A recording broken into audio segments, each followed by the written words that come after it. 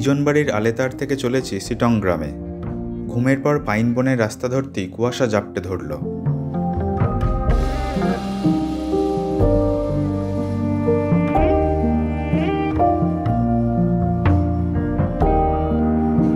গ্রামে ঢোকার একটু পরেই চা বাগান শুরু হলো। এখন এপ্রিলের প্রথম সপ্তাহ।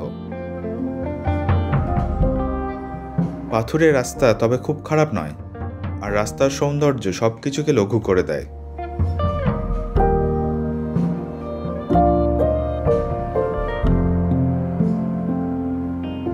কিছুক্ষণ পরেই পৌঁছে গেলাম। চা বাগানের ধারে সুন্দর অবস্থানে সুন্দর একটা হোমস্টে। পিছনের এই চা বাগান পাহাড়ের উপর পর্যন্ত উঠে গেছে।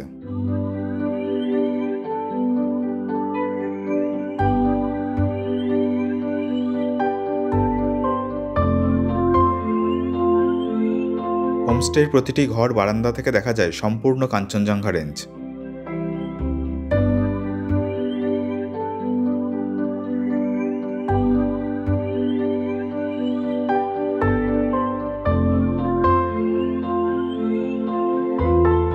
কটেজের মতো পাইন কাঠের সুন্দর কয়েকটা ঘর আছে। বড় বড় ঘর, প্রত্যাশা মতো বড় জানালা, geyser, CCTV, power backup, wifi, room heater ইত্যাদির ব্যবস্থা আছে। হোমস্টের মাথাপিছু খরচ 1500 টাকা, খাওয়া সহ। এখানকার চা বাগানগুলো কোনো কোম্পানির নয়, সবই গ্রামের মানুষদের। পিছনের এই চা বাগানটা হোমস্টের নিজস্ব চা বাগান। এনাদের একটা ছোট্ট চা কারখানাও আছে। ইনি গৃহকর্তা কমল গুরুং। উনি চা তৈরির পুরো পদ্ধতি এইভাবে ঘুরিয়ে ঘুরিয়ে দেখান। এখানে ট্যুরিজমের একটা সুন্দর বিষয় শুরু করেছেন। পর্যটকরা চা বাগানে নিজের হাতে চা তুলে ফ্যাক্টরিতে দিতে পারেন। এখানে তার চোখের সামনেই চা প্রসেসড হবে। ইচ্ছে হলে চা তৈরিতে তিনি হাত লাগাতেও পারেন। তারপর তৈরি চা পাতা বাড়িতে নিয়ে গেলেন। এর জন্য অবশ্য 3-4 দিন থাকতে হবে। বিভিন্ন মানের চা এখানে বিক্রিও হয়। বিকেল, গোধূলি, সন্ধ্যা, রাত আর সকাল, প্রতিটি সময় আলাদাভাবে এখানে অনুভব করা যায়।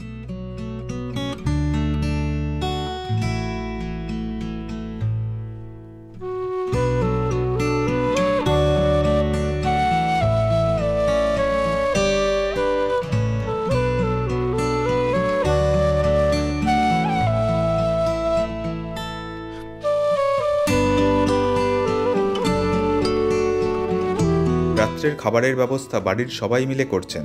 এনারা সবাই আত্মীয়। ওপেন কিচেনের সাথেই বড় ডাইনিং রুম আর ড্রয়িং রুম।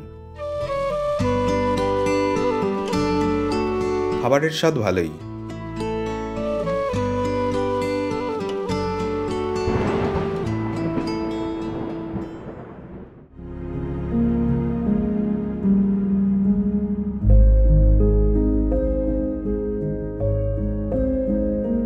সকালে কাঞ্চনজঙ্ঘা দেখতে পেলাম না, কিন্তু এই সৌন্দর্য কোনো কিছুর কম নয়। নতুন জন্মানো চা পাতায় সোনালি কিরণ এসে পড়ছে।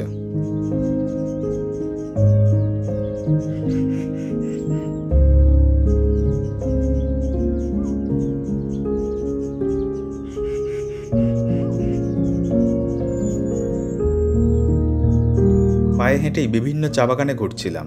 ব্যক্তিগত মালিকানার এইরকম অনেকগুলো চা বাগান আছে।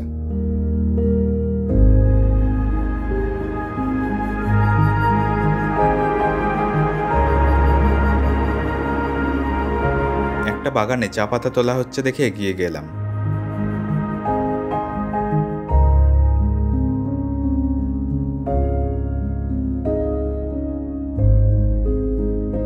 গ্রামের নাম থামদারা। কমলালেবুর বাগান হোমস্টে থেকে 2-3 কিলোমিটার দূরে। থামদারা থেকে কাছাকাছিতে আছে মংপু, জকিঘাট, তরিয়ক, সোনাদা, কার্শিয়াং, অহলদারা, লাটপাঞ্চার ইত্যাদি পর্যটন কেন্দ্র।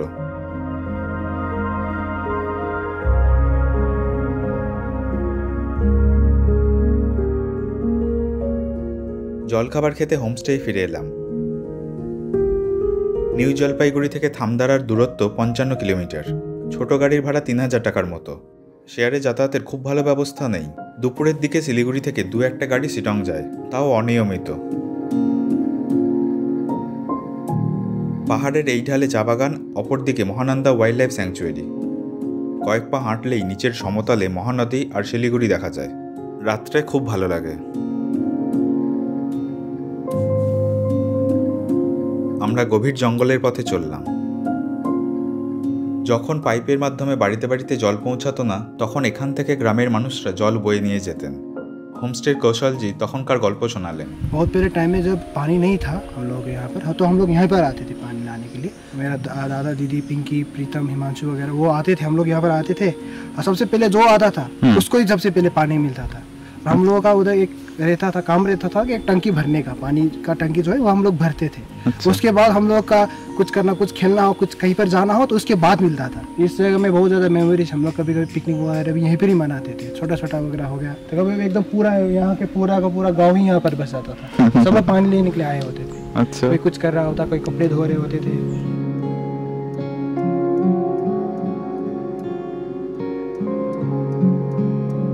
শিটংয়ে সাইট সিইংয়ের অনেক ভালো ভালো জায়গা আছে। ওই সব জনপ্রিয় জায়গাগুলো নিয়ে আমার 2টো ভিডিও আছে। যারা দেখেননি তাদের জন্য লিংক এই ভিডিওর ডেসক্রিপশনে রাখলাম।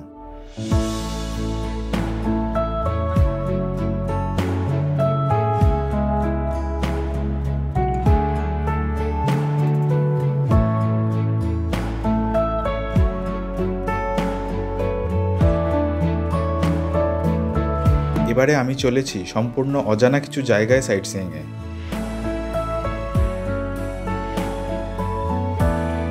কিন্তু প্রথমেই বিপদ। আমাদের গাড়ির চালক সদীপজির বাড়ির সামনে আসতেই এ উঠে পড়ল। কিছুতেই নামবে না, সঙ্গে যাবেই। লজেন্স খেতে খুব পছন্দ করে, তাই দিয়ে অবশেষে নামানো হলো।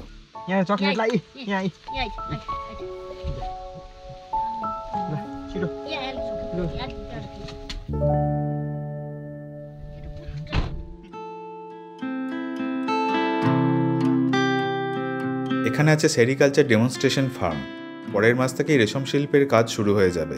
এখন তার তোড়জোড় চলছে। এই গাছের পাতা রেশম পোকা খায়। এখানে অনেক এই গাছ আছে।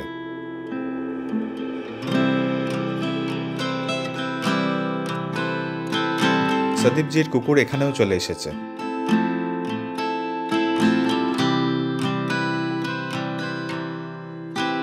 অফিসের পিছনেই একটা ভিউ পয়েন্ট আছে। বিকেলের পর থেকে এখানে আরো ভালো লাগে।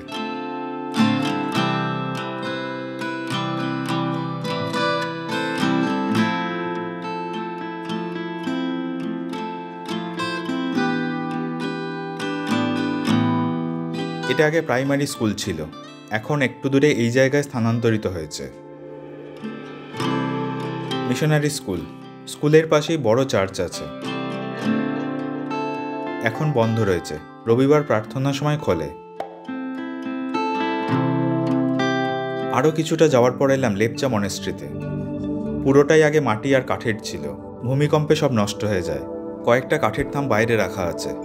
প্রাকৃতিক রঙের অলঙ্করণ এখনও দেখা যায়।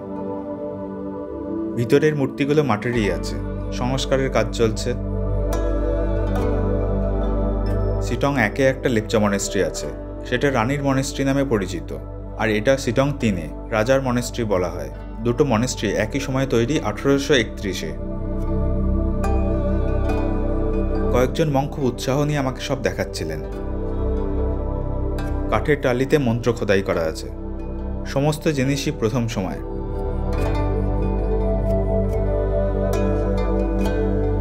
এই হাড়, করটি এবং অন্যান্য সবই তান্ত্রিক বৌদ্ধ ধর্মে ব্যবহৃত হয়। কেউই এইসব প্রকাশ করেন না, কারণ মানুষের খারাপ প্রতিক্রিয়া দেখা যায়। এখানে যেহেতু পর্যটকরা আসেন না, তাই খোলা মনেই আমাকে সব দেখালেন। तीनों मृत आत्मा है ना। अच्छा, वहाँ पे पूजा होता है? वहाँ पे नहीं होता है, सिर्फ इसमें होता है। अच्छा।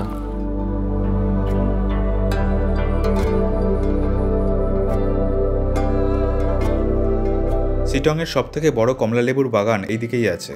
সাইট সিইংয়ে এইদিকে কেউ আসেন না, কারণ এখানকার রাস্তা খুব খারাপ। ড্রাইভাররাও রাজি হন না। আমার গাড়ির চালক সদীপজি নিজে থেকেই আমাকে এইসব জায়গার সন্ধান দেন। খারাপ রাস্তায় গাড়ি নিয়ে যেতে ওনার কোনো সমস্যা নেই। সদীপজির ফোন নাম্বার দিয়ে রাখলাম। এখন ফুল ঝাড়ুর সময়। প্রচুর ঝাড়ু বাইরে রপ্তানি হয়।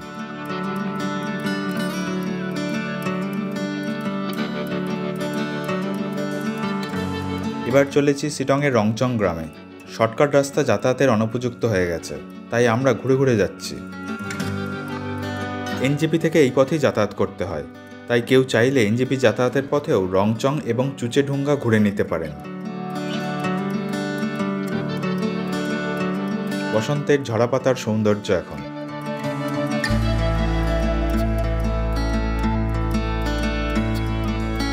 লোহা পুল পেরিয়ে রংচং গ্রামে ঢুকলাম। সেবক রংপুর রেলওয়ে স্টেশন হচ্ছে এখানে। এটা কোনো পর্যটন কেন্দ্র নয়, এখানে কোনো হোমস্টেও নেই। একসময় এখানে খুব বড় বাজার ছিল, জমজমাট জায়গা ছিল। শিটং এবং আশেপাশের বহু গ্রাম থেকে মানুষজন কৃষিজ ফসল এবং জিনিসপত্র নিয়ে আসতেন বিক্রির জন্য। তখন গাড়ি রাস্তা ছিল না, পায়ে হেঁটেই ভারী বস্তা নিয়ে পাহাড় ডিঙিয়ে আসতেন।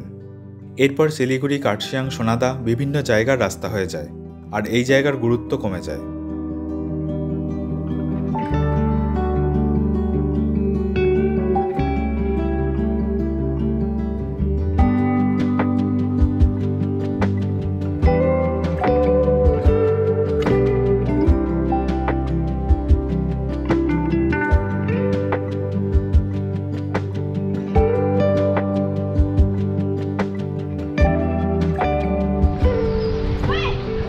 অল্প হাঁটাচলা করলেই এই ধরনের ব্রিজগুলো খুব দোলে, আর এইভাবে চললে আরো বেশি।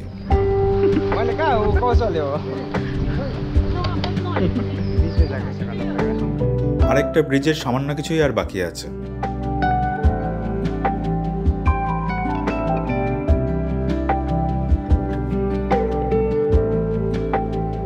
ব্রিজের নিচে এলাম। নদীর নাম রিয়াংখোলা। যোগীঘাটে যে নদী বয়ে গেছে, এটাই সেই নদী।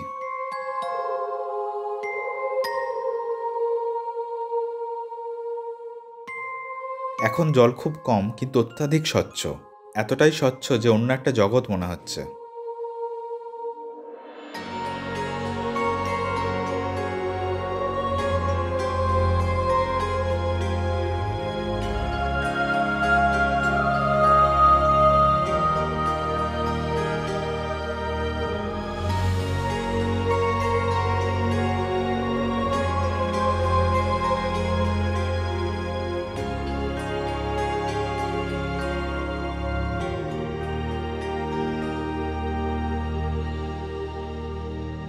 ফেরার পথে এখানে দাঁড়ালাম। এই জায়গাটার নাম চুচেঢুঙ্গা। ঢুঙ্গা মানে পাথর। চারিদিক সবুজ, শান্তির কোনো সীমা নেই। যত উপরে ওঠা যায় তত ভালো লাগবে। এই পথে হাঁটাও একটা ভালো লাগা তৈরি করে।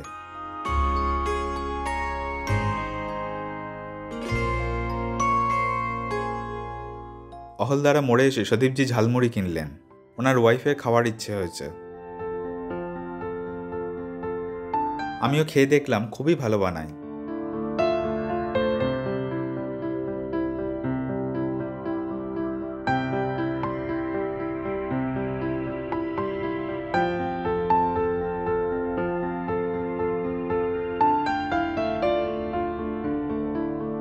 সন্ধ্যায় হোমস্টেতে মোমো হয়েছে।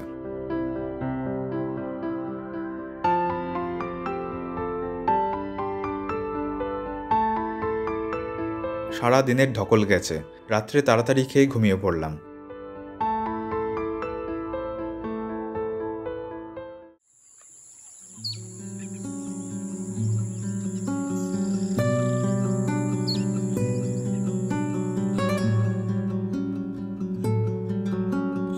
চা বাগানের মধ্যে মর্নিং ওয়াকে বেরিয়েছিলাম।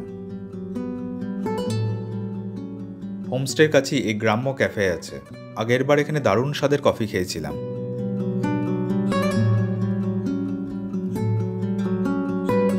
ভিতরে যেতেই উনি আমাকে চিনতে পারলেন, আপ্যায়ন করে বসালেন।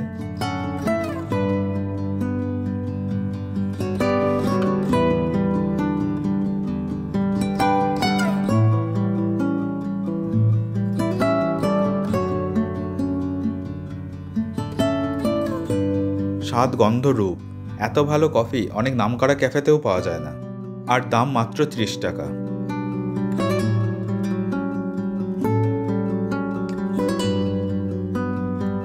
তবে তবে সমস্যা হলো উনি কিছুতেই দাম নিলেন না। चाहे पैसा मत दीजिए क्योंकि ये मेरा मैंने अगले साल बिलाना नहीं पाया।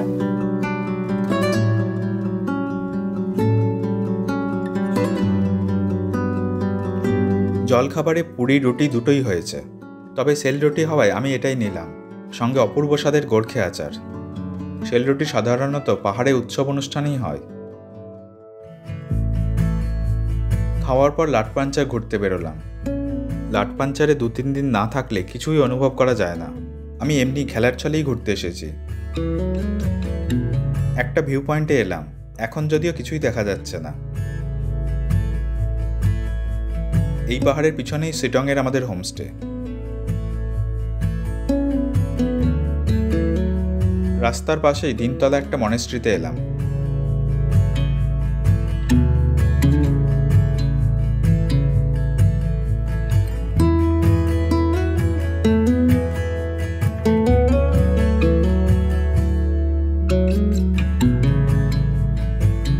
উপরের তলাগুলোতেও গেলাম।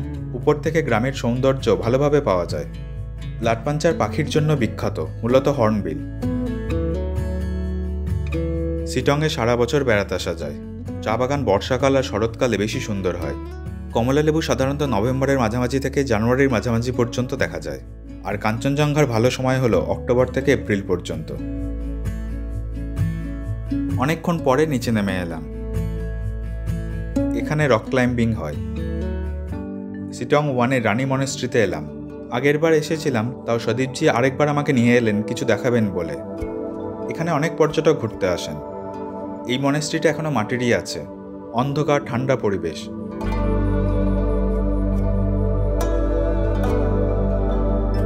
पूरा मिट्टी ये बाहर का जो सीमेंटेड गया था तो ये पूरा मिट्टी है। हाँ वहाँ पे भी मिट्टी था पहले, वो जो अर्थक्वेक आया था ना उसकी वजह से पूरा क्रैक हो गया था। अच्छा। तो वो टूटने वाला था तो इसको सीमेंटेड कर दिया। মনেস্ট্রির বেশ কিছু পুরনো জিনিস বার করে দেখালেন।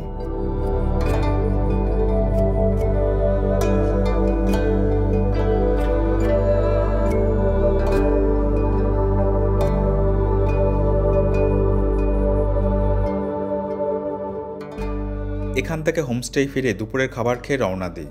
রাতে এনজেপি থেকে ট্রেন।